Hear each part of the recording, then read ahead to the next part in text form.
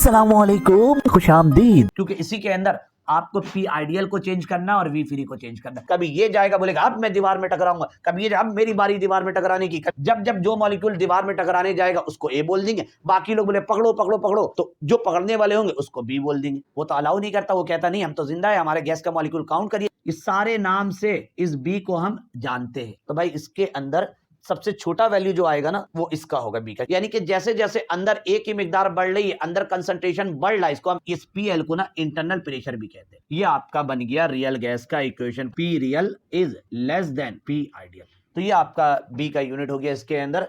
तो कहानी सुनो, जबानी सुनो। हमें लग तो रहा था कि भाई ये जो निकल कर आया यही एक्चुअल वॉल्यूम निकल कर आया। बी की वैल्यू 4m ही क्यों होती है, तो ये तो हम आपको पूरा कैलकुलेट करके बताएंगे कि भाई 5 क्यों नहीं आ गया, 6 क्यों नहीं आ गया, 3 क्यों नहीं आया, ये 4 का ही फिगर क्यों आया जो एप्टीट्यूड के अंदर 50,000 60,000 रुपया देकर किया जाता है। वो सारी चीजें आपको डिटेल पे यहाँ पर ना सब कुछ ओपन कर दे रहा हूँ। अस्सलाम वालेकुम, क्या हाल है, उम्मीद है खैरियत से होंगे। प्रीवियस वीडियो भी वंडर वॉल इक्वेशन की थी, उसके अंदर हमने वॉल्यूम को करेक्ट करने की कोशिश की थी और हम सफल हो गए थे। वॉल्यूम को करेक्ट करने पे ये जो वी फ्री था उसका ये फॉर्मूला बनकर आया था। अगर प्रीवियस वीडियो आपने नहीं देखी है तो फिर इस वीडियो में आपको प्रॉब्लम होगी, तो उसका लिंक डिस्क्रिप्शन में मौजूद है और उसका थंबनेल आपके स्क्रीन में दिख भी रहा होगा, तो वो वीडियो देखोगे उसके बाद ही आपको ज़्यादा बेहतर समझ में आएगा। ये वाली वीडियो स्पेशली हमने वी फ्री को, जो हमारे पास फॉर्मूला होता है P V equal to N R T, उसको हमने कन्वर्ट किया था पी आई वी फ्री से।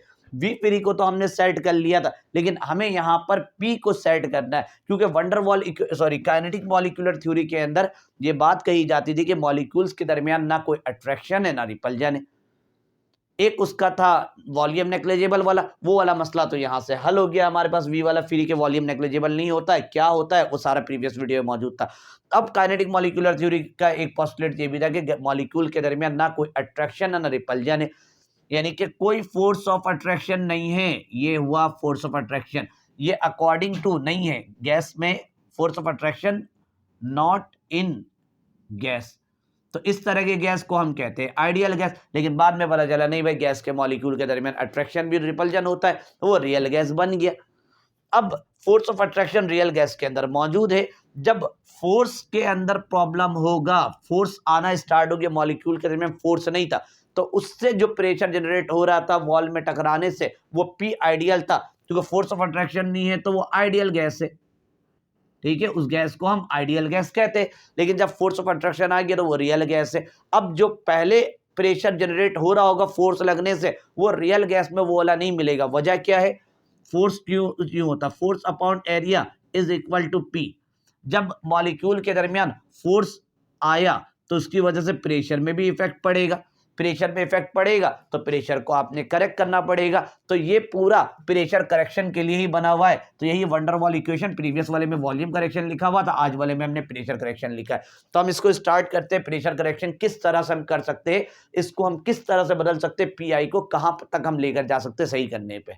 तो सबसे पहले हम साइड में आइडियल गैस के लिए बनाते हैं कि भाई ये एक वॉल है और ये एक गैस का मॉलिक्यूल है। यहाँ पर ये एक गैस के मॉलिक्यूल और इसके सराउंडिंग में और भी मॉलिक्यूल में बना देता हूं, 1 2 3 4। ये मॉलिक्यूल यहां पर जाकर हीट करेगा।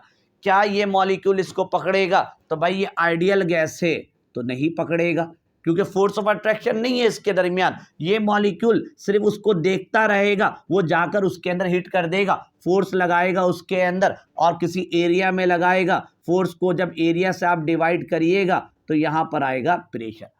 कोई भी वैल्यू अगर हम सपोज कर लेते हैं कि ये वाला मॉलिक्यूल जब जाकर वॉल में हिट किया, तो लेट सपोज उस टाइम प्रेशर जो आया 100, बस 100 लिख देता हूँ, समझ लीजिए, बल्कि मैं लगा देता हूँ टॉर।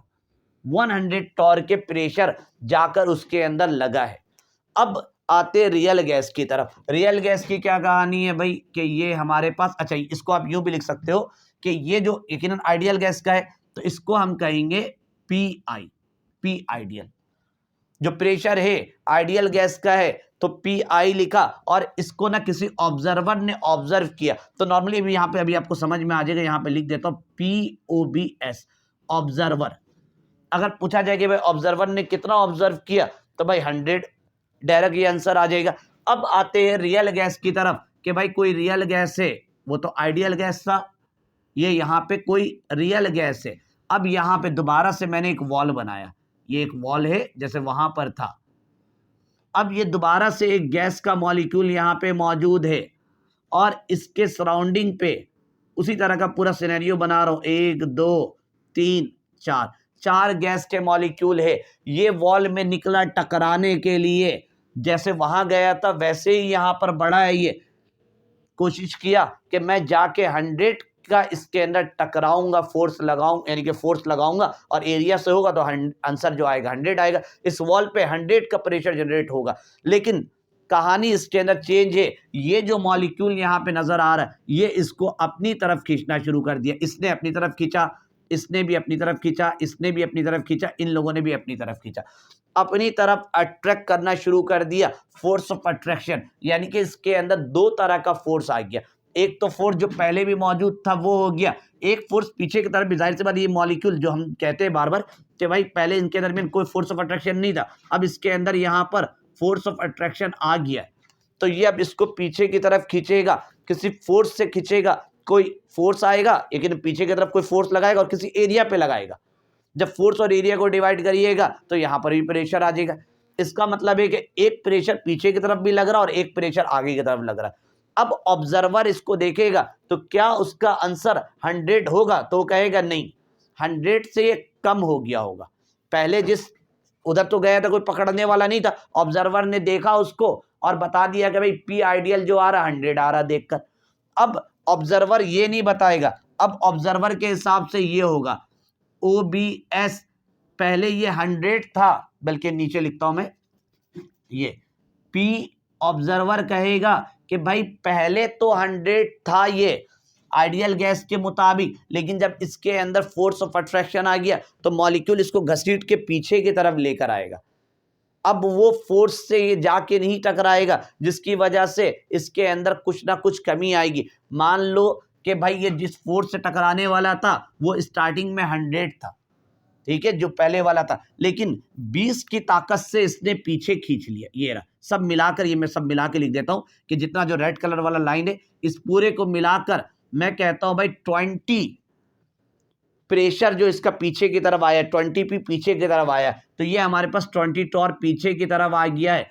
तो अब मैं पूछूं कि कितने का गया होगा? पहले तो 100 था, तो आपके हिसाब से होना चाहिए सर 100 में से 20 कम कर दीजिए। अब इस वॉल में जो प्रेशर लगेगा वो 100 नहीं लगेगा, वो 80 लगना चाहिए, क्योंकि 100 तो पहले आइडियल था, लेकिन अब उसके अंदर पीछे की तरफ अट्रैक्शन आ गया। तो आप यहां पर ये करोगे, जब ऑब्जर्वर इसको नोट करेगा तो भाई 20 तो उसमें से घट गया, 100 रुपया मेरे पास था, जा रहा था, 20 रुपया कहीं किसी ने छीन लिया, अब मेरे पास कितना रह गया? 80 रुपया।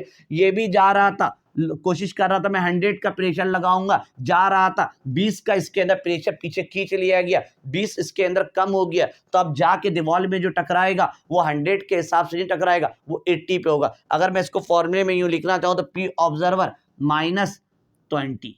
अब ऑब्जर्वर इसको चेक करेगा तो ऑब्जर्व जो होगा यहाँ पे 100 में से इसको करोगे 80 आ जाएगा, ये वाला आंसर, ये जो ऊपर निकाला था। अब इसके अंदर फॉर्मूला किस तरह से बन सकता है, हम इसको यूं लिखेंगे, P ऑब्जर्वर, ठीक है, 100 कौन सा वाला था? आइडियल वाला। जब मॉलिक्यूल के दरमियान अट्रैक्शन अगर इन केस नहीं होता तो ये वॉल में जाके टकराता, तो 100 पे ही टकराता।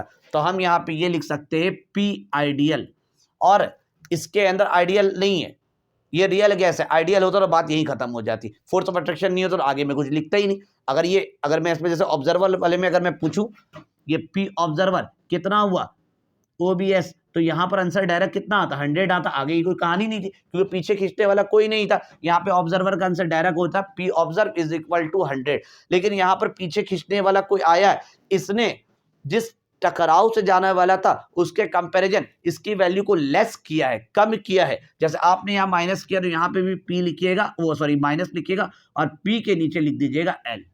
ये आपके बुक के अंदर जब आप मेरा नोट देखिएगा या आपकी किताब वगैरह के अंदर ये लिखा रहता है कि जो भी आइडियल था, जो पहले हो सकता था बिना अट्रैक्शन के, जब मॉलिक्यूल के दरमियान कोई अट्रैक्शन नहीं था, जिस टकराव से ये मॉलिक्यूल था ये जा रहा था मारने के लिए, ये आइडियल था, कोई पीछे से पकड़ने वाला नहीं था। तो हो सकता है मैं यहां पर हिट करना चाह रहा हूं, मैंने हिट किया यहाँ पे 100 के फुल, यानी कि यहाँ पे जो प्रेशर चेक किया वो 100 आया, 100 पे आया।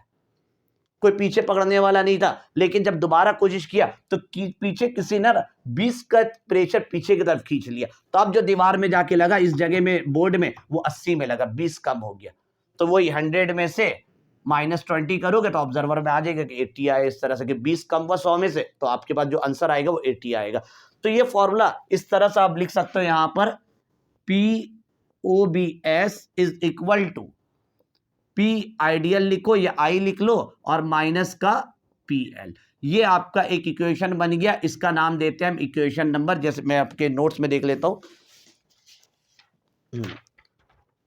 P ideal. अच्छा, इसको सही भी करना है तो मैं इसको अरेंज भी कर देता हूं। आप अभी इक्वेशन का नाम इसको ना दो, यहां पे ये P ऑब्जर्वर, P आइडियल और ये P लेस। अब आपको फॉर्मूला जो अरेंज करना है ना, PI पे अरेंज करना है। तो PI पे अरेंज करने का एक तरीका ये होगा कि यहाँ पर भाई ये POBS ऑब्जर्व जो किया है माइनस PL, इसको इस तरफ भेज दीजिए, ये प्लस का PL हो जाएगा इज इक्वल टू PI हो जाएगा। अब PI पे आपने अरेंज करना है, PI is equal to POBS और प्लस का PL। अब आपकी बुक के अंदर बाजों का जगह में यूं भी लिखा रहता है, ये जो P ऑब्जर्वर है इसके बजाय ना खाली अब P भी लिखा हुआ चलता है, तो आप यहाँ पे P लिख दीजिए और यहाँ पर ये PL, L का मतलब पता होना चाहिए लेसर। अभी इस PL की वैल्यू भी हमें निकालनी है, इसका नाम दे दिया इक्वेशन नंबर 1 दिया, A दिया था फिर 1 दिया था, तो उसके हिसाब से इसका नंबर हमने इक्वेशन नंबर 2 बना दिया, क्योंकि ये सारा जो A और 1 प्रीवियस वाली वीडियो जो वॉल्यूम करेक्शन है ना वहां मैंने बना के रखा है। इसलिए मैंने स्टार्टअप में कहा कि जब तक वो वीडियो नहीं देखोगे ना इसमें आपको मजा नहीं आएगा। जो मजा आपको वीडियो इसका जो पार्ट 1 है यानी कि वॉल्यूम करेक्शन देखने के बाद सब कुछ फिर क्लियर हो रहा होगा। उसके अंदर हमने बहुत सारी बातें की थी, कम से कम वो 40 मिनट की वीडियो थी, तो इसका नाम इक्वेशन नंबर 2 दे दिया हमने। अच्छा, एक और चीज कुछ इस तरह से आपके ना नोट्स के अंदर और बुक के अंदर बना रहता है कि भाई ये एक मॉलिक्यूल ये रहा सेंटर पे, एक मॉलिक्यूल इसके इस तरफ बनाते हैं हम, यहाँ पर एक मॉलिक्यूल यहाँ पर, एक मॉलिक्यूल यहाँ पर और एक मॉलिक्यूल यहाँ पर, ठीक है, चारों तरफ मॉलिक्यूल है। इस मॉलिक्यूल को ये अपनी तरफ खींच रहा है, ये अपनी तरफ खींच रहा है, यानी कि ना ये इधर जाएगा ये मॉलिक्यूल, ना इधर जाएगा यहाँ पर, ये मॉलिक्यूल यहाँ की तरफ खींच रहा है तो नीचे की तरफ यहाँ पर खींच रहा है। तो आपके बुक के अंदर एक बना रहता है भाई ये बीच वाला जो सेंटर वाले मॉलिक्यूल का, यहाँ पर मॉलिक्यूलर अट्रैक्शन जो है ना बैलेंस हो गया। जैसे यहाँ पर तो बैलेंस नहीं हुआ, पीछे खींचने वाला था लेकिन आगे खींचने वाला कोई नहीं, दीवार में जाके टकरा गया। तो इसके मुताबिक यहाँ पर जो मॉलिक्यूलर अट्रैक्शन है ना चारों तरफ से, अगर एक मॉलिक्यूल मैं इधर बना दूं इस तरफ, तो एक मॉलिक्यूल यहाँ पर, तो यहाँ पर अगर इस तरह का सिचुएशन आता है तो यहाँ पर हम यही कहते हैं कि मॉलिक्यूलर अट्रैक्शन जो बैलेंस आपके बुक के अंदर बना रहता है, लेकिन खास इसका कोई काम नहीं होता है, फालतू में ये चीज मौजूद है। असल तो आपने वॉल में देखना है कि भाई इसके ऑपोजिट साइड कोई नहीं है, दीवार है, ये मॉलिक्यूल जाएगा दीवार में टकराएगा, टकराने की वजह से इसके अंदर कोई ना कोई प्रेशर जनरेट होगा। तो एक बना हुआ था, तो इसलिए मैंने आपको बता दिया, आप नोट्स पढ़ोगे तो बोलोगे ये क्या चीज है। तो इसके अंदर इस तरह से लिखा हुआ भी आपको मिलता है कि मॉलिक्यूलर अट्रैक्शन बैलेंस, यहाँ पे एक वर्ड लिखा होता है कि MOLE मॉलिक्यूलर अट्रैक्शन बैलेंस, इस जगह में बैलेंस है, जबकि इस जगह में बैलेंस नहीं है, क्योंकि मॉलिक्यूल इस तरफ ये खींच रहा है तो उस तरफ खींचने वाला कोई नहीं। यहाँ पे मॉलिक्यूल, ये जो मॉलिक्यूल मेन हमने दिया था, इसको अगर इस तरफ खींचने वाला, इस तरफ खींचने वाला भी कोई है, ऊपर खींचने वाला तो नीचे खींचने वाला भी, इस तरफ खींचने वाला तो इस तरफ भी खींचने वाला है। लेकिन जब वॉल वाले के साइड में बारी आती है, जब कोई मॉलिक्यूल वॉल की तरफ टकराने जाता है तो उसके सामने कोई मॉलिक्यूल नहीं, सिर्फ वॉल होता है, तो जाके टकरा जाता है वहां पर। तो ये एक चीज था जो मैंने सोचा बताते हुए जाऊं। अब ये जो मॉलिक्यूल की वैल्यू आपको जो लेस हो रहा है, पहले कितना था भाई 100 था, उस वाले को हमने सपोज किया, बाद में जब गया तो जब मॉलिक्यूलर अट्रैक्शन आया तो इसके अंदर वैल्यू लेस हो गई, कम हो गई। तो अब ये जो PL है ये भी डिपेंड कर रहा होता है, इसलिए मैंने इसका इक्वेशन नंबर 2 बनाया है। और अब हम PL को अरेंज करेंगे और PL का फॉर्मूला इसके अंदर निकालेंगे। अब उससे पहले ना एक चीज और आप लोग देखते हुए जाओ कि इस मॉलिक्यूल को ना लेट सपोज आपने A मान लिया, ठीक है, इसको A मान लिया और इसको पकड़ने वाले जितने मॉलिक्यूल है ना उसको हमने B सपोज कर लिया, ये सारे के सारे यहाँ पर B है। हकीकत में ये A और B नहीं है, हकीकत में सारे के सारे एक ही जैसे मॉलिक्यूल है, सिर्फ हमने पढ़ने के लिए, यानी कि एक सिलेंडर है ना, तो इस सिलेंडर के अंदर अगर मौजूद है नाइट्रोजन N2, तो इसके अंदर सारे के सारे ये नाइट्रोजन ही है, एक नाइट्रोजन यहाँ बना दिया, एक नाइट्रोजन यहाँ बना दिया, यानी कि ये वाला वॉल में टकरा रहे और ये वाला जो बाकी नाइट्रोजन है इसको पकड़ना है। तो जो टकराने जा रहा है उसका नाम मैंने यहाँ पे A रखवा दिया, और जो लोग उसको टकराने जा रहा है, जिसको पकड़ ले पीछे, उसका नाम हमने यहाँ पे रख दिया है, जो उधर बनाने के लिए ये बी रख दिया। तो ये चीज का ख्याल रखिएगा, क्योंकि सारा जो मॉलिक्यूल है ना एक ही टाइप का है। सिर्फ समझाने के लिए इसको हम दो, आपके नोट्स के अंदर भी दुनिया भर के जहां भी किताबें सब में इस तरह से किया रहता है कि ए और बी करके, ए वो है जो टकरा रहा है और बी जो है जो उसको रोकने की कोशिश कर रहा है, उसको पीछे की तरफ खींच रहा है। लेकिन दर हकीकत ये सारे मॉलिक्यूल एक ही तरह के हैं। ये नहीं कि यहाँ पर एक नाइट्रोजन है तो हाइड्रोजन मॉलिक्यूल उसको खींच रहा होगा या ऑक्सीजन खींच रहा होगा, ऐसा नहीं है। सारे मॉलिक्यूल एक ही टाइप के। तो अब आते हैं इसको कि भाई ये किस पर डिपेंड करता है कि मॉलिक्यूल की जो वैल्यू जो कितने लेस हो सकते हैं। यहां पर तो 4 मॉलिक्यूल है, अगर इसके अंदर मैं बी को बढ़ा दूं और पहले ये जो 4 मॉलिक्यूल मिलकर कितना पीछे की तरफ खींचा 20, यानी कि यहां पर अगर मैं पूछूं, अगर मैं इसके हिसाब से लिखूं जब 4 मॉलिक्यूल है तो पीएल की वैल्यू 20 है। अगर मैंने इस बी को इसके अंदर और बढ़ा दिया, ये बी मॉलिक्यूल जो इसके अंदर नजर आ रहा है, मैंने अब इसके अंदर और बढ़ा दिया, तो अब ये मॉलिक्यूल और इसको पीछे की तरफ खींचेगा। अब पहले जो आंसर आ रहा था वो 20 था ना, अब 20 से वैल्यू और बढ़ जाएगी पीएल की। यानी कि जितना ज्यादा यहाँ पे कंसंट्रेशन बढ़ता है ना, अभी कंसंट्रेशन टर्म जो है ये आप लोग मेरी 9th क्लास की वीडियो जहाँ मोलैरिटी पढ़ाया जाता है वहां पर भी देख सकते हो, और फर्स्ट ईयर का चैप्टर नंबर 10 के अंदर कंसंट्रेशन का पूरा वीडियो वगैरह मौजूद होता है। वहां पर भी आप जाकर बासानी देख सकते हो मोलैरिटी कंसंट्रेशन का क्या यूनिट होता है। कंसंट्रेशन कुछ इस तरह का होता है, अगर मैं शॉर्ट में इसको लिखूं, कंसंट्रेशन इज इक्वल टू, ऊपर होता है मोल और नीचे होता है वॉल्यूम। ये हमारे पास है कंसंट्रेशन का। अब कंसंट्रेशन का सिंबल भी होता है, कंसंट्रेशन को हमेशा लार्ज ब्रैकेट वगैरह से रिप्रेजेंट कर रहे होते, और ऊपर मैं लिख देता हूं मोल और नीचे लिख देता हूं वॉल्यूम शॉर्ट पे। तो ये आपका कंसंट्रेशन की कहानी होती है। तो जितना ज्यादा इसके अंदर ए और बी का मोल होगा ना, ये वैल्यू उतनी ज्यादा बढ़ती जाती है। जैसे ये जो मैंने लिखा था, जब यहां पर 3 मॉलिक्यूल थे तब 20 था, सॉरी उस टाइम 4 थे ना, शुरू में 4, फिर मैंने इसके अंदर और बी की वैल्यू को बढ़ा दी। जब बी की वैल्यू को बढ़ाई तो हो सकता है यहाँ पे पीएल की वैल्यू 20 से बढ़कर 30 हो जाए।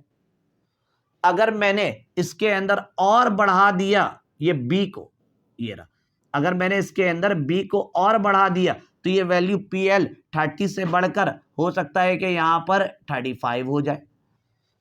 यानी कि जैसे जैसे अंदर ए की मिकदार बढ़ रही है, अंदर कंसंट्रेशन बढ़ रहा है, इसको हम जो ए की मिकदार कह रहा हूं, या तो ए का मोल बढ़ रहा है, असल में मोल बढ़ता है तो कंसंट्रेशन बढ़ता है, या तो अंदर कोई भी आपके पास मिकदार बढ़ेगा तो ऑटोमेटिक उसके अंदर कंसंट्रेशन बढ़ता जाएगा।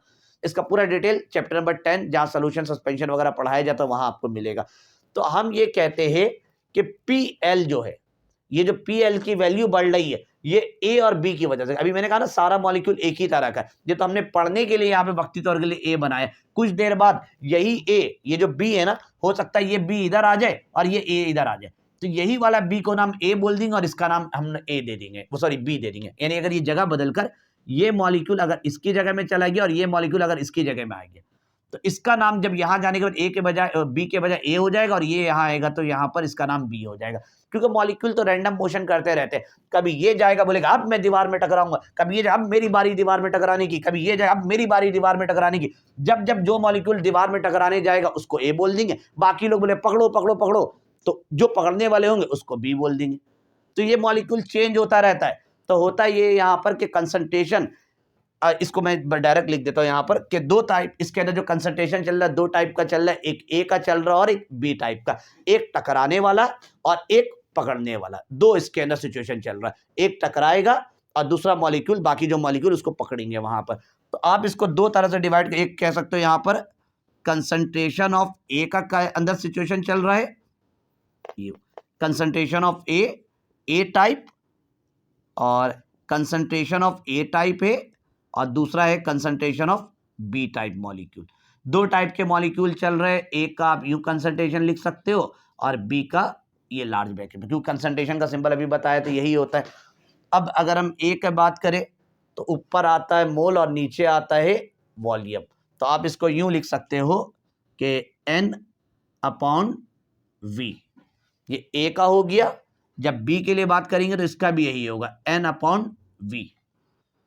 ये दोनों पीएल का डायरेक्ट रिलेशन बन रहा है। क्योंकि जैसे जैसे अंदर ये बी की तादाद बढ़ रही, यानी कि जितने जैसे जैसे मॉलिक्यूल अंदर बढ़ रहे हैं तो अंदर अट्रैक्शन बढ़ रहा है, तो पी एल की वैल्यू देखिए बढ़ते हुए जा रही। ऐसे ही हो रहा है ना, पहले जब 4 था तो 20 था, जब मैंने बी की तादाद अब याद भी नहीं कितना इसके अंदर बढ़ गया, जैसे बढ़ा तो 30 हो गया, फिर मैंने और थोड़ा साइड साइड में बी लिखा तो 35 हो गया। तो डायरेक्ट रिलेशन हो रहा है एक हिसाब से, आप चेक कर लो, अंदाजा कर लो, ये डायरेक्ट रिलेशन कर रहा है यहाँ पर। तो ये हो गया यहाँ पर, यूं लिख सकते हो, P L is directly proportional concentration of A और कंसंट्रेशन ऑफ बी। दो इसके अंदर कंसंट्रेशन आ गया। अब आप इसको यूं लिखोगे, पी एल और प्रोपोर्शन हटाओगे इज इक्वल टू, यहां आ जाए, बल्कि अभी प्रोपोर्शन रहने दो, पहले ए को खोल लो। ए क्या है, एन अपॉन वी, और दूसरा भी क्या है भाई, एन अपॉन वी, क्योंकि शुरू में बता दिया था कि दोनों मॉलिक्यूल सेम टाइप का, अलग अलग नहीं होता है।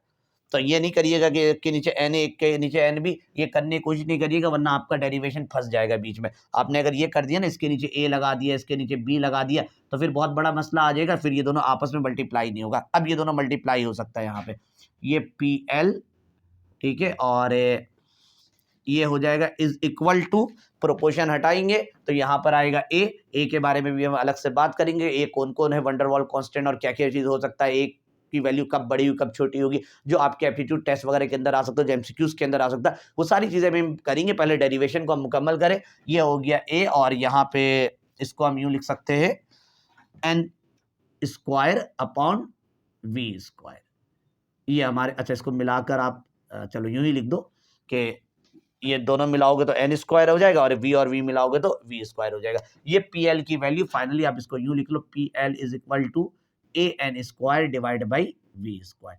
तो इस वैल्यू को उठाकर हम इस इक्वेशन के अंदर पुट करेंगे। पहले देख लो कुछ इसके अंदर, उस जगह को मिटा देते, उसका हमारा कोई काम भी नहीं है वहां पर। अच्छा, इस कहाँ गया, ये वाली वैल्यू। तो आपने पी एल की वैल्यू इक्वेशन 2 के अंदर पुट कर देना है, तो put P L in equation 2। तो इक्वेशन 2 हमारा ये बना हुआ है, पी आई और इज इक्वल टू, और पी प्लस पी एल की वैल्यू हमने इतने मेहनत से निकाली है, यहाँ पर लिख देंगे A N square divide by V square. तो ये हमारे पास पी आई भी निकल आया, इसका नाम दे देंगे इक्वेशन नंबर 3। ये फाइनली पी आई भी हमारे पास सेट होकर आ गया।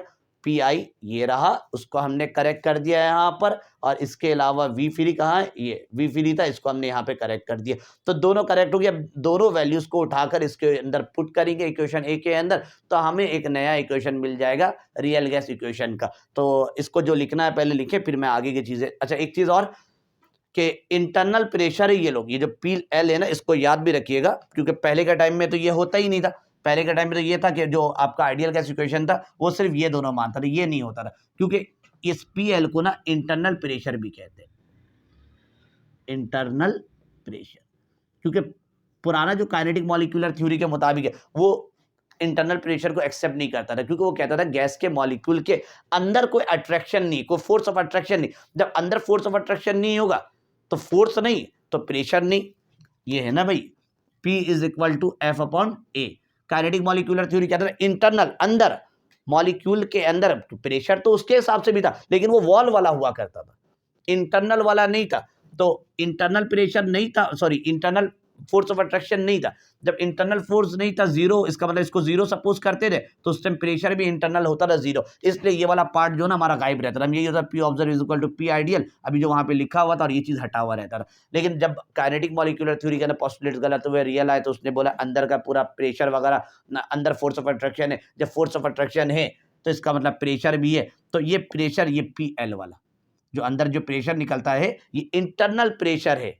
इसमें कंफ्यूज नहीं होइएगा कि प्रेशर तो पहले भी था, वो क्या नाम है, आइडियल गैस इक्वेशन के अंदर भी था। आइडियल गैस इक्वेशन के अंदर जो प्रेशर एग्जिस्ट करता था वो सिर्फ वॉल वाला करता था, कि कोई मॉलिक्यूल वॉल में जाकर टकराएगा, टकराने की वजह से कोई प्रेशर बनेगा। लेकिन रियल गैस के हिसाब से मॉलिक्यूल के अंदर भी प्रेशर का खेल चलता है, यानी फोर्स ऑफ अट्रैक्शन, कोई मॉलिक्यूल उसको खींच रहा है अपनी तरफ, तो खींच रहा है, सारा फोर्स जहां जहां फोर्स लगेगा, जब उसको एरिया से डिवाइड करेंगे वहां पे प्रेशर का खेल स्टार्ट हो जाता है।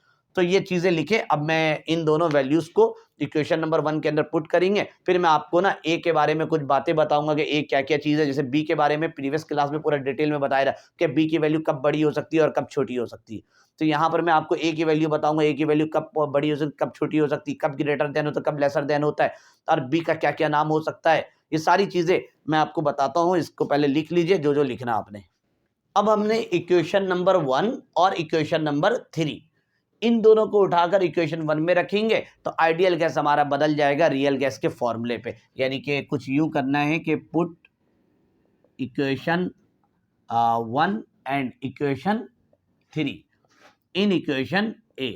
इक्वेशन ए हमारे पास बना हुआ है ये भाई। इक्वेशन ए जो है पी आई है और वी फ्री है is equal to N R T. P I यानी कि आइडियल प्रेशर जो हुआ करता था, जो पहले के दौर में मॉलिक्यूल के दरमियान इंटरनल कोई प्रेशर नहीं होता था पहले के टाइम के हिसाब से, लेकिन अभी अभी हमने पूरा सेट वेट किया, पता चला भाई यहाँ इंटरनल प्रेशर होता है। प्रेशर तो पहले भी था, सिर्फ वो वॉल वाला था, गैस के मॉलिक्यूल जाके टकराते थे। बाद में पता चला भाई गैस के मॉलिक्यूल जब टकरा रहा है तो इंटरनल प्रेशर और इंटरनल फोर्स उसको अपनी तरफ खींच रहा है, जिसकी वजह से इंटरनल प्रेशर जनरेट हो रहा है, जिसको पी लेस वगैरह पूरा बनाकर हमने अरेंज किया। तो ये वही वाला है कि पी आई को हमने बदल दिया इस तरह से कि पी आई और प्लस ए एन स्क्वायर, नहीं सॉरी, पी आई को हमने बदला ना, तो पी आई किसके बराबर है, P plus A N square divide by V square. ये यहाँ पर हो गया। इसी तरह से वी फ्री जो है, ये वी फ्री ये हुआ वी वेसल, अगर वेसल लिखना है तो लिखो या हटा भी सकते हो, और minus N B is equal to N R T. Normally इस जगह में वेसल लिखा नहीं रहता है क्योंकि कोई भी कंटेनर उसका यकीनन वेसल का ही वॉल्यूम, वेसल का वॉल्यूम को वी ही लिख कर रखाया जाता है। वो तो मैंने उस समय समझाने के लिए वेसल लिख दिया था। आप इस वी को भी हटा दो तो ये बन जाएगा P plus A N square divide by V square, और ये हो जाएगा V minus N B is equal to N R T. ये आपका बन गया रियल गैस का इक्वेशन फाइनली, इतने मेहनतों के बाद। ये है रियल गैस के लिए, for real gas equation. Real gas का इक्वेशन है और इसको हम कह सकते हैं for non ideal gas equation. Non ideal gas equation के लिए सारा काम किया जाता है, और वो वाला जो था आइडियल गैस का था, जो दुनिया के अंदर जो गैस एग्जिस्ट नहीं करता। स्टार्टअप में कल जब अमोनिया, जो प्रीवियस क्लास में जब हम अमोनिया हमने स्टार्ट किया था, उसको हमने पूरा टेम्परेचर प्रेशर वगैरह कंडीशन दिया था। सॉरी, प्रेशर तो हमने निकाला था 760 आया था, और इस फॉर्मूले से, और जब हमने उससे निकाला था किससे, हाँ, ऑपरेटर्स के थ्रू, मैंने कहा किसी जहां पर भी इसके ऑपरेटर्स वगैरह मौजूद है वहां से जब निकालते तो 752 आंसर आया था, 8 टॉर्क कम हो गया था। अब उस कैलकुलेशन को सारी चीजें प्रेशर टेम्परेचर वगैरह, सॉरी वॉल्यूम मोल वगैरह सारी चीजें रखकर अगर इस फॉर्मे में रखा जाए ना तो अब 752 आंसर आ भी जाएगा। अच्छा, ये तो हो गया कि भाई ये भी लिख देता हूं, ये आइडियल गैस, और ये होता 4n मोल। आपके बुक के अंदर ना इसको कन्वर्ट भी किया हुआ होता है 1 मोल के लिए। जब 1 मोल के लिए कन्वर्ट करेंगे तो यहाँ n की वैल्यू हो जाएगी 1। 1 होने का मतलब ये हो जाएगा p, ठीक है, वैसे ही रहेगा, प्लस यहाँ पे 1 का स्क्वायर 1, तो यहाँ पे सिर्फ रह जाएगा a, और नीचे रह जाएगा v स्क्वायर। यहाँ रह जाएगा v माइनस n के बजाय 1 को b से मल्टीप्लाई करोगे तो b वैसे ही आ जाएगा। यहाँ 1 होगा, 1 को RT से मल्टीप्लाई करोगे तो ये सिर्फ RT रह जाएगा। तो ये आपका एक और हो गया रियल गैस इक्वेशन का। ये हो गया 4 1 मोल, ऊपर वाला n मोल के लिए, और नीचे वाला जो है 4 1 मोल के लिए।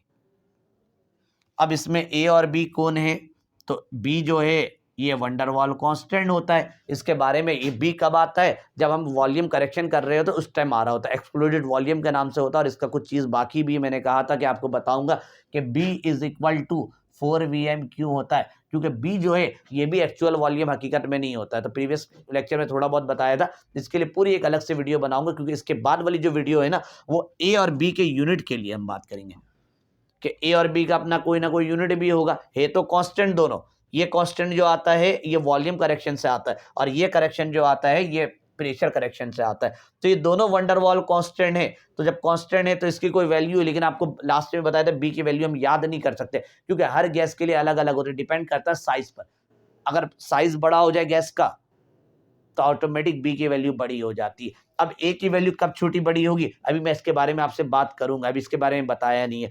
और आर जो होता है ये तो यूनिवर्सल गैस कांस्टेंट, इसकी वैल्यू तो रटी रटाई होती है 0.0821 एटीएम डीएम क्यूब मोल केल्विन। अगर एनर्जी वगैरह के बारे में फिजिक्स में बात करेंगे तो 8.31 इस तरह से चल रहा होता है, कैलोरी में अलग आ जाएगा।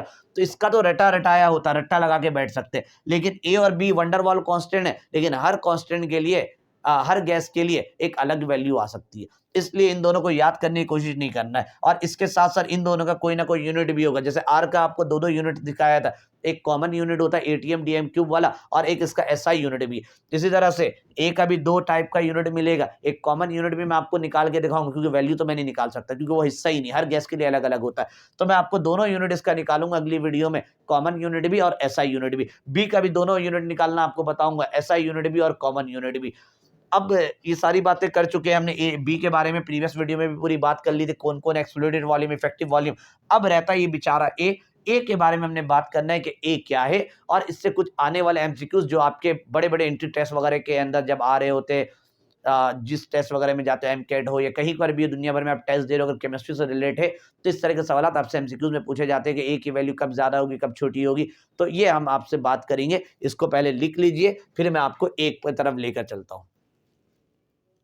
ये ए का कुछ नाम वगैरह के ए कोफिशिएंट ऑफ अट्रैक्शन, ये जो ए की वैल्यू आती है ये स्पेशली सारा अट्रैक्शन वगैरह जो पीछे आपने ड्राइव किया था, अभी जो आया था PL is equal to concentration वगैरह, सभी अट्रैक्शन की वजह से आता है कि मॉलिक्यूल कितना अपनी तरफ अट्रैक्ट कर सकता है।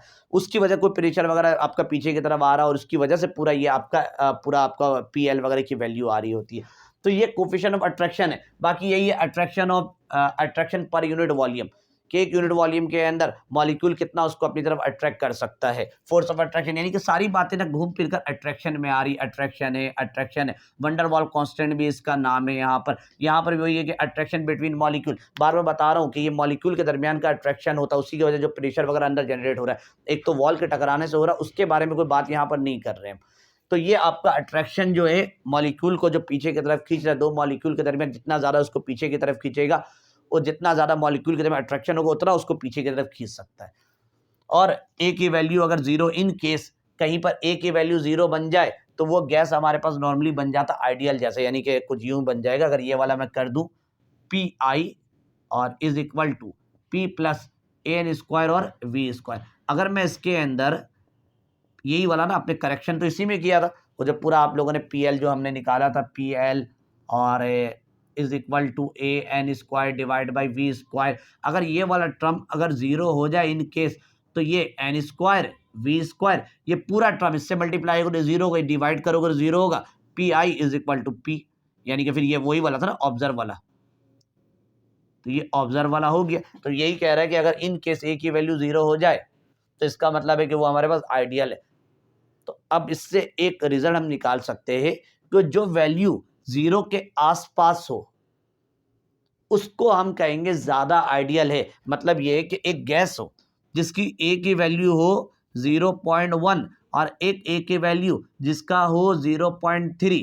अब आपसे पूछा जाए कि बताओ इन दोनों में से ज्यादा आइडियल कौन है, तो आप अंदाजा लगा सकते हो कि ए की वैल्यू यहाँ छोटी है, ये 0 के आसपास, ये बिल्कुल 0 के बिल्कुल नियरेस्ट है, और ये 0 से थोड़ा सा दूर है।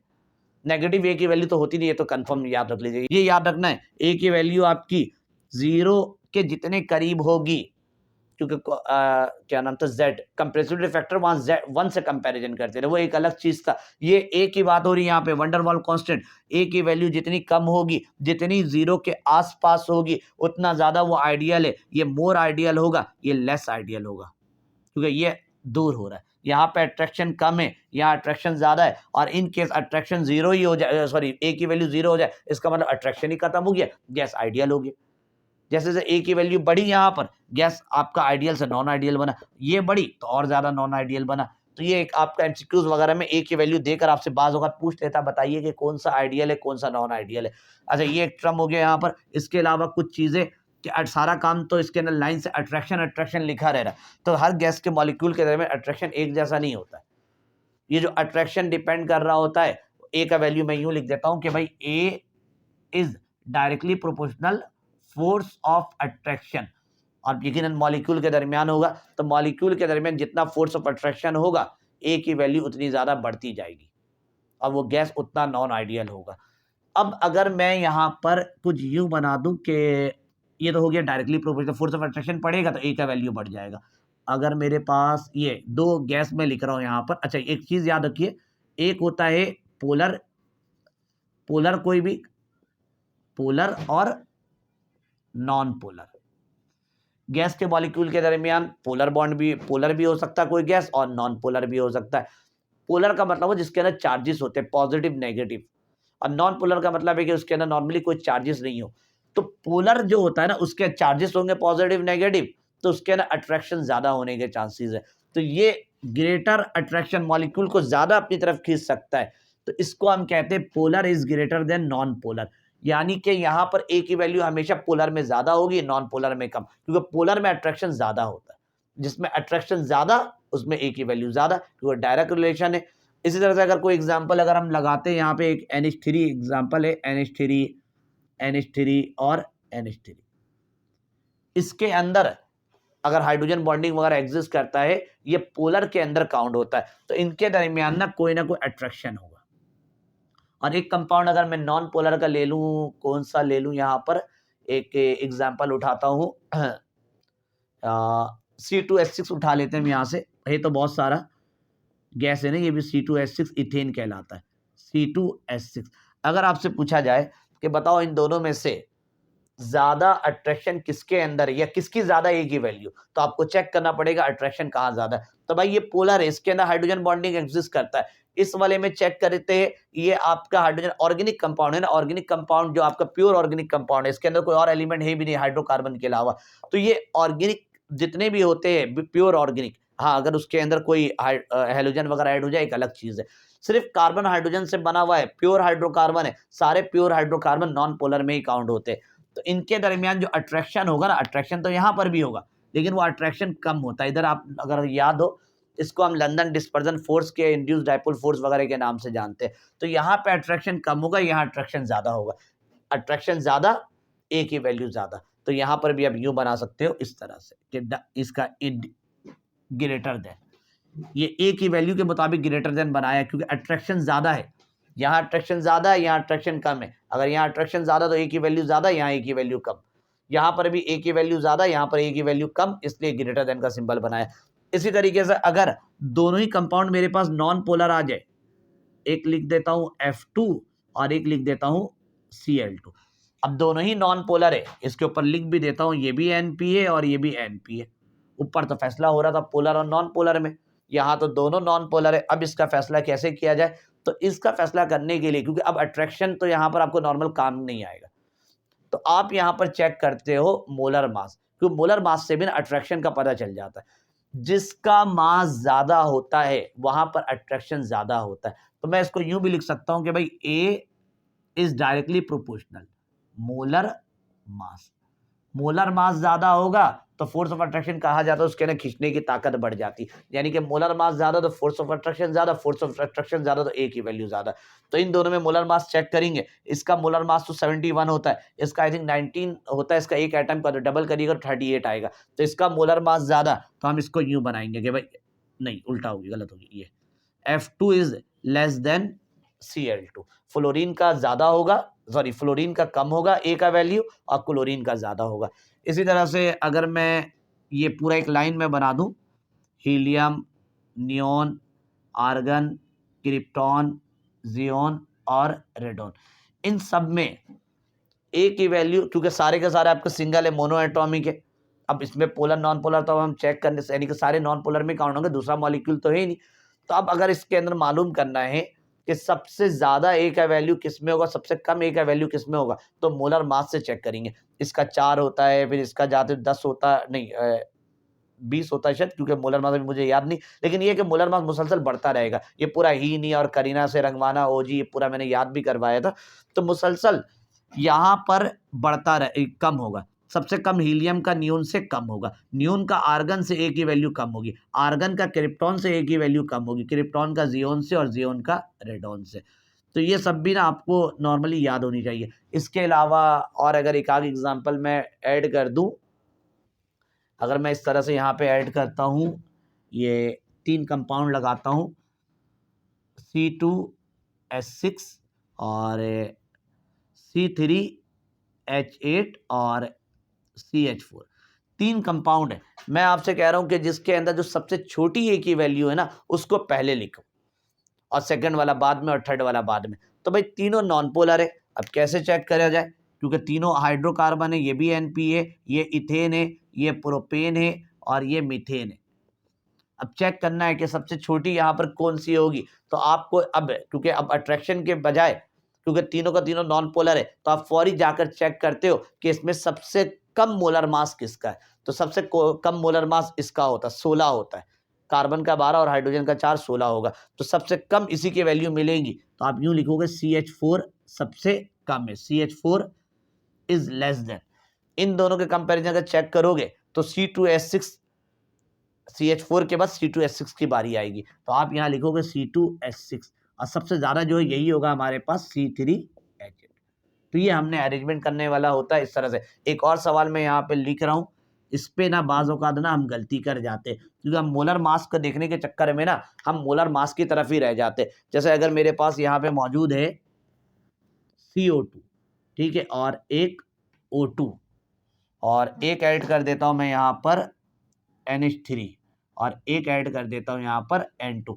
अब मैं आपसे पूछूं कि बताओ इसमें सबसे छोटी ए की वैल्यू किसकी होगी।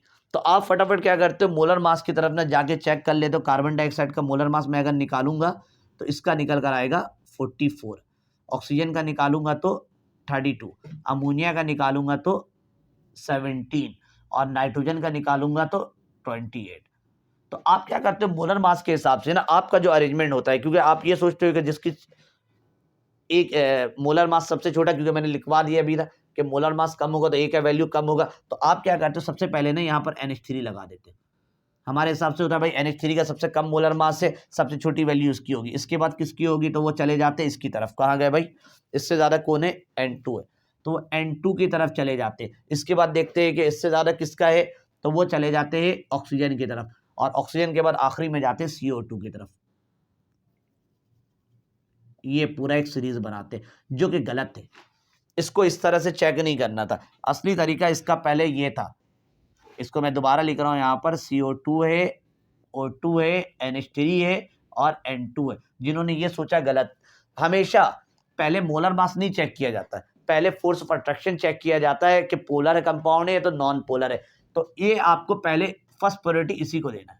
फर्स्ट प्रायोरिटी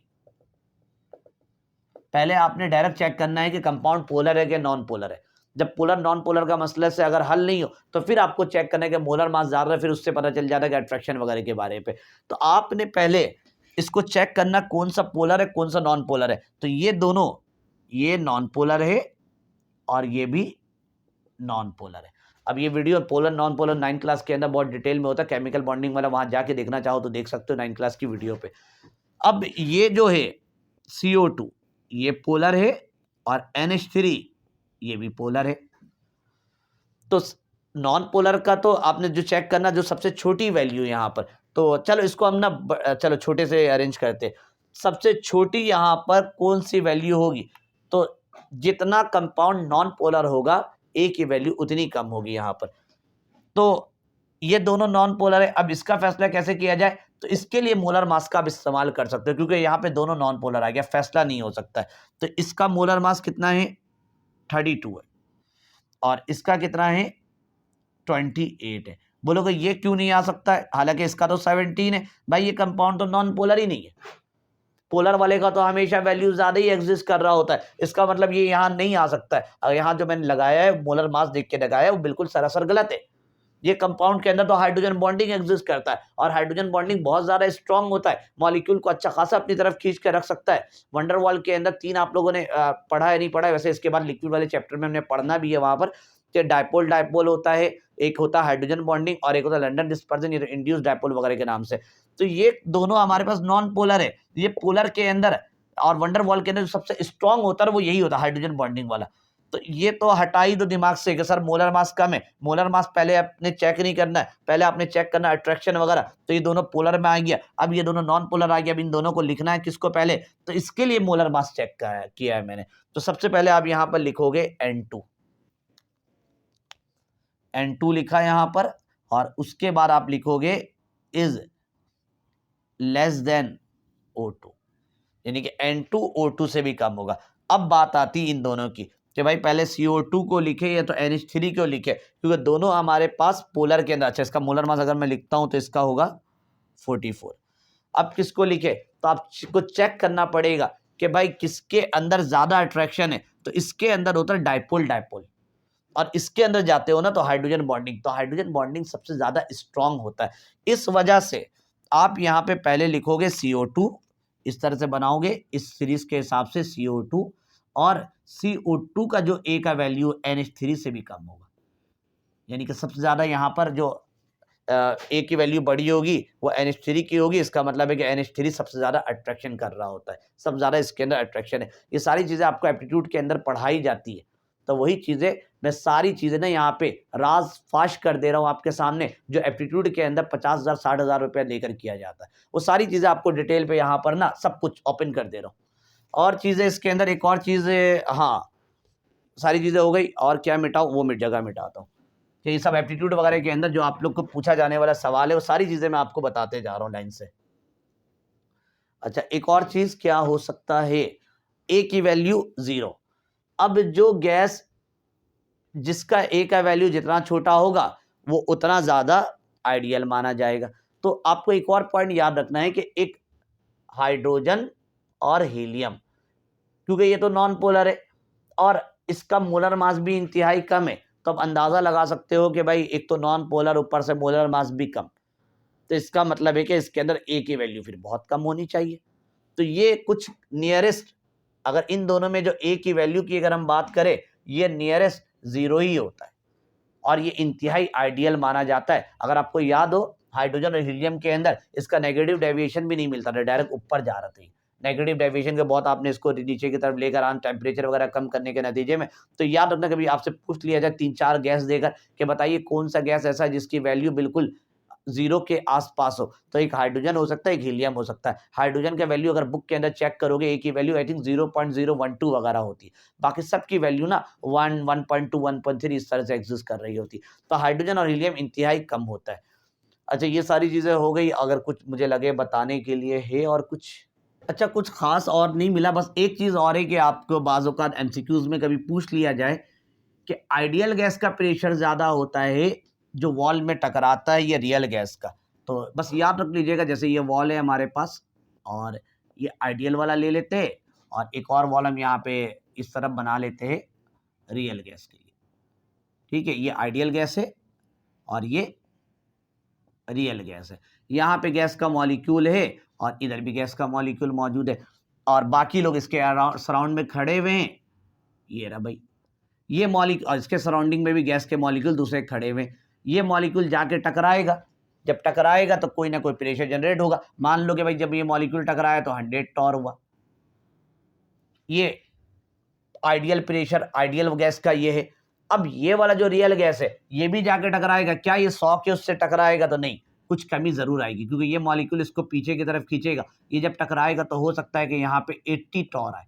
तो आपसे पूछ लिया जाता है कि भाई हमेशा सेम आपको जो सिचुएशन वगैरह देंगे, टेम्परेचर प्रेशर वगैरह सारी चीजें देंगे, तो हमेशा जो आइडियल गैस का जो होता है, आइडियल गैस का प्रेशर, आइडियल गैस की वैल्यू ज्यादा मिलती है और रियल गैस की आपको हमेशा कम मिलती है। और आपके सामने ही रियल गैस का 80 आ रहा है और आइडियल का 100 आ रहा है। तो हम यूं लिखते हैं कि भाई P real is less than P ideal.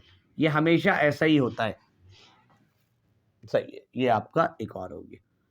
आपको अगर इससे भी देखना हो तो आपको एक शुरू में जो हमने न्यूमेरिकल टाइप का बनाया था अमोनिया का, जब आइडियल गैस के हिसाब से उसको हमने सपोज किया था तो आंसर 760 आया था, और जब उसको हमने ऑपरेटर्स लगकर किया था तो उस बार आंसर आया था 752। तो रियल प्रेशर 752 टॉर आया था और आइडियल में 760 आया था। तो उसी से रिलेट मिलता हुआ एमसीक्यू आता, अगर डायरेक्ट पेपर में आ जाए तो ये किस्सा आपको पता होना चाहिए ताकि आप वहां पर आसानी से बता सको। अच्छा, एक चीज और कि अगर इन केस ए और बी की वैल्यू हो जाए 0, दोनों वैल्यू अगर 0 हो जाए तो फिर क्या होगा, वो गैस कैसा हो जाएगा। तो ए और बी की वैल्यू अगर 0 हो तो यकीनन गैस हमारे पास आइडियल हो जाना चाहिए। फॉर्मूला ये था ना भाई, P plus A N square divide by V square और V minus N B is equal to N R T. In case अगर ए की वैल्यू भी 0 हो जाए और बी की वैल्यू भी 0 हो जाए तो इसका मतलब है कि ये पूरा टर्म ये 0 होगा तो पूरा टर्म 0 हो जाएगा। ये अगर बी की वैल्यू 0 होगी तो ये माइनस का 0 यानी कि पूरा टर्म 0 हो जाएगा is equal to N R T, और ये finally P V is equal to N R T बन जाएगा। तो ये आपका आइडियल गैस में दोबारा कन्वर्ट हो जाता है अगर इन केस ए और बी की वैल्यू 0 हो जाए। तो उम्मीद है जितना हो सकता है मैंने आपको इसके अंदर चीज़ें बताई, बताने के लिए और भी बहुत कुछ है, लेकिन इंटरमीडिएट तक के लिए इतना आपके लिए काफ़ी है। इतना आपकी बुक वगैरह के अंदर भी नहीं मिलता है, इतना आप अगर कहीं कोचिंग या किसी इंस्टीट्यूशन में भी पढ़ते हो तो इतनी चीज़ें आपको नहीं पता चलती है जितना मैंने आपको इसके अंदर खुल के सारी चीज़ें रास फाश कर दिया इसके अंदर। तो अब रहता है इसके अंदर यूनिट का, कि ये जो ए और बी मैंने लिखा है ये दोनों वंडर वॉल कांस्टेंट है, तो कांस्टेंट की वैल्यू तो हम याद नहीं कर सकते, और ये लेवल निकालने के लिए भी नहीं कि हर गैस के लिए हम बैठ के निकालेंगे, वो वंडर वॉल ने निकाला हुआ है। जब भी इसका न्यूमेरिकल पेपर के अंदर आता है तो ये वैल्यू आपको गिवन दिया हुआ रहता है। तो अगली वाली वीडियो में ना मैं आपको इसका यूनिट निकालना सिखा दूंगा, कॉमन और ऐसा यूनिट दोनों, इन दोनों, इसका भी 2 यूनिट होगा, इसका भी 2 यूनिट होगा। और उसके बाद वाली वीडियो में एक आपके सामने राज खोलना है कि भाई ये जो आपके पास बी इज इक्वल टू 4 है क्यों होता है, क्योंकि बी एक्सक्लूडेड वॉल्यूम है, गैस के मॉलिक्यूल का अपना वॉल्यूम नहीं। अब ये 4 ही क्यों आता है, ये सारी चीजें अगली की अगली वीडियो में हम आपसे डिस्कस करेंगे। तो मिलते हैं अगली वीडियो में, तब तक के लिए अल्लाह हाफिज।